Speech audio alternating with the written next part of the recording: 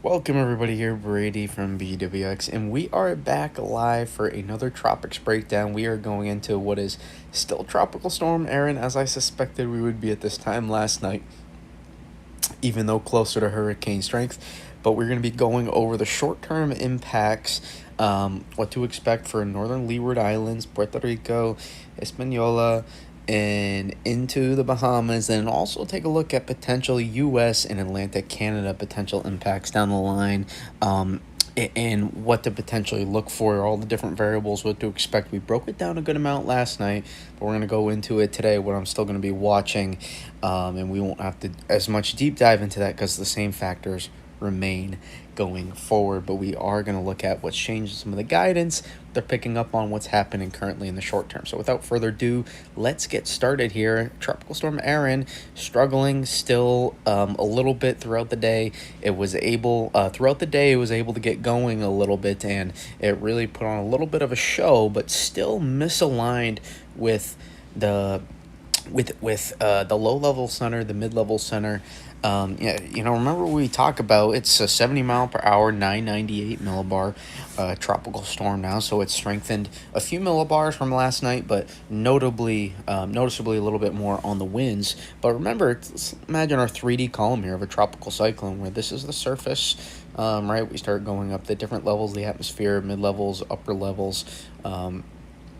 Right, and a tropical storm has to vent, or a tropical cyclone has to vent out. Right, it's a vertical column in the atmosphere when you look at it, and these winds have to vent out from the surface.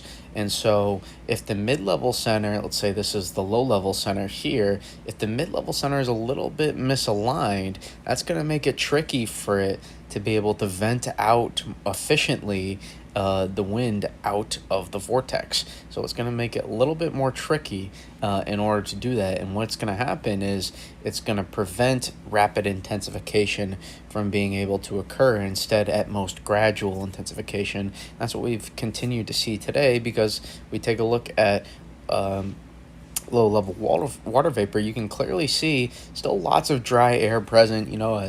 Some questions about this earlier tonight, but I can't be more clear. There's certainly a lot of dry air here that the storm is battling. I mean, I can look at all the different angles you want here, from the south, from the west, well to the north, out ahead of this system to the west. Now, this will become less than a problem a couple days from now, but in the meantime, in the current state, it's still a problem. Look at this, and coming in through here, eroding the core a little bit. I mean, you can clearly see dry air wrapping its way into the system of the core. And now maybe I would be curious if this is trying to prepare itself for a stage of intensification here.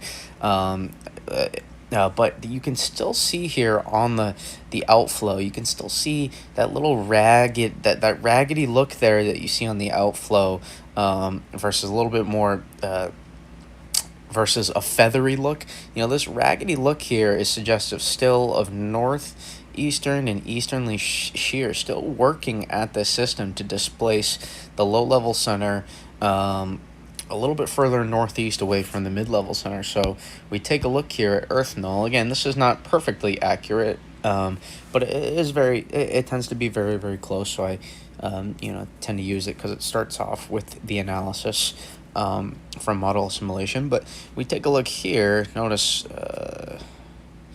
now use that, and you can see here, visibly see a little bit clearer, that the 850 low 700, right, is a little bit further displaced from the surface low. You can see a little bit of a difference, and it may be overestimating how close it actually is. But we'll go back a couple hours, and you can see it more clearly. There's your low-level center, and then 850 mid-level center, you can see a little bit displaced, and it's not visibly showing up here as well as I want it to, unfortunately. But there still is a little bit of a misalignment between that mid-level center and the low-level center. So if I go here, 850, there you go. Now you can more visibly see it.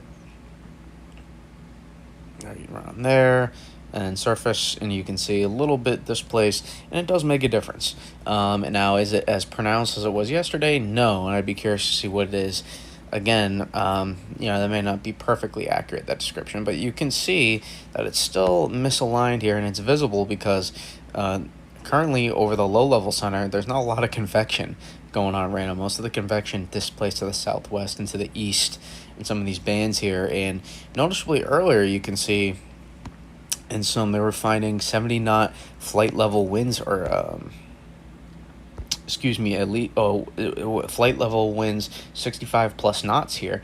But now, not finding any more than 50 to 54 knots here in terms of flight level winds, suggesting that the Erin has weakened a little bit. Now we'll see if they find anything stronger here in the southwest quadrant. I don't want to overestimate. Maybe that is where those stronger flight level winds are, and that may allow them to keep that strength of 70 miles per hour. But there's some evidence to suggest that the wind has weakened a little bit temporarily with this, this little intrusion of dry air into the system, but more so still the shear working against the system. You can clearly see here on IR it's having some trouble, still pulsating, trying to wrap around the core here. I wonder if it's going to try to do some sort of an eye-like feature here in this process, but you can still see there's dry air working into the system, and it's certainly having some trouble still at the moment. We'll see eventually if this is the beginnings here of another attempted stage of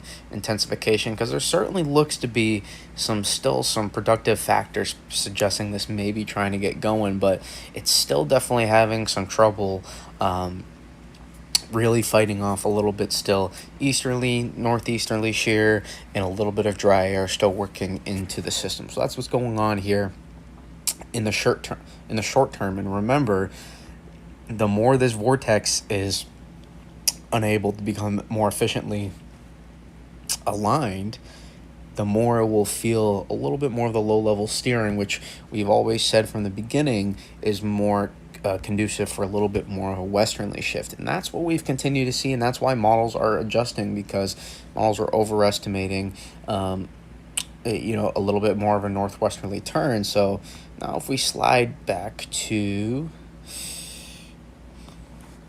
models, let's take a look at what's going on here with models, and you can see here that we're looking at 850 millibar vort, and we have to keep a close eye, right, because they're still racing at a decent speed to the west. But how much of a northwesterly turn do we see tomorrow and tomorrow night? And that will be a huge determining factor. What are we going to be looking for in terms of direct impacts for northern Leeward Islands, Puerto Rico, Hispaniola? I'm now including Hispaniola when I say this because I think there's a little bit better chance that they could feel some effects. Is how strong is this ridge out here? If this ridge is strong enough and being underestimated by models, that could play a huge factor. We'll have to keep an eye on also how much shear is present to keep the vortex misaligned. Any center reformation is going to keep a close eye on that to see if that's potentially something that could happen. Given we're still misaligned with the vortex, we have to keep a very close eye on that. Center reformation to the southwest could have a huge impact on whether or not some of these northernmost islands here associated with the Leeward Islands, Puerto Rico and Hispaniola, especially northern portions, could feel the effects there. And so we have to keep a close eye on this. And a stronger than anticipated ridge, I'd have to keep an eye on that. Models always tend to underestimate the sampling, and so I'm very concerned about the potential for some direct impacts in terms of tropical storm force winds, thunderstorms, flooding rains potentially. The storm has always packed a punch to the southern side of this so far, and there's no reason to suggest that's going to stop. So we're going to have to keep a close eye on how much latitude Erin she's able to gain tomorrow and tomorrow night. That will be a huge factor in terms of how much direct impacts there are. Regardless, a close call. Regardless, there's going to be some version of tropical storm force winds, I think. But the more this intensifies, this is going to become a very strong hurricane as it passes. So if this were to do that and be just a little bit more closer to some of these islands here, and passing just to the north, even without a direct landfall, there could be significant. We'd even have to be talking about if this is going to turn itself into near a major hurricane, say Saturday night, Sunday. I don't know if we'll be able to get there quite yet. We'll have to see. It could very quickly. These things can intensify. So we'll have to keep an eye on that. Let's say a category 2 hurricane, let's say, though, like Saturday night, even, you could still potentially be talking about high-end tropical storm force winds, potentially hurricane force winds. And then from there, again, we have to keep a close eye on the Bahamas. The strength of the ridge is going to be pretty much everything. A very key factor here when forecasting this. And this is the story here that I'm watching very closely. Again, don't focus on the exact spot, but how strong is this ridge out here? How strong is the troughing out here? Which a stronger troughing originally will allow a little bit more of a weakness to develop and allow this thing to gain a little bit more latitude further north. So again, there's a lot of models suggesting that somewhere in between, here, right now, most model consensus is between here and here, I would say, for some sort of exit. At the moment, I would say pretty relatively close to that. The question is, though, what end of the spectrum? This would have massive impacts for Bermuda. This would have massive impacts for the West Coast or for the East Coast. So we have to keep a close eye. And then my biggest concern is also, does this tuck itself? As the steering currents collapse just a little bit and the ridge builds in, I do have some concern. The ridge becomes a little bit stronger. How much? Where's the location of this trough here? This retrograding upper level low out here. What does this process look like? Models tend to hold on to this a little bit too long, and I wonder if models are continuing to adjust potentially, and we're going to see this thing continue to kick out further east. We would see much more stronger ridging build in here, and that would become a much more significant problem, because then this only has one place to go, further west, and then maybe the angle even eventually before it pulls out would be more north. So even if we don't see such an extreme scenario where it misses the weakness completely, if that weakness potentially even in the ridging, that meaning the troughing, even if it's a little bit further away from our system in such a position that allows the angle of the latitude gain, meaning the angle in which it pulls more north, if this is being able to pull more north versus more northeast in latitude, that could make a huge difference for impacts for all these folks here in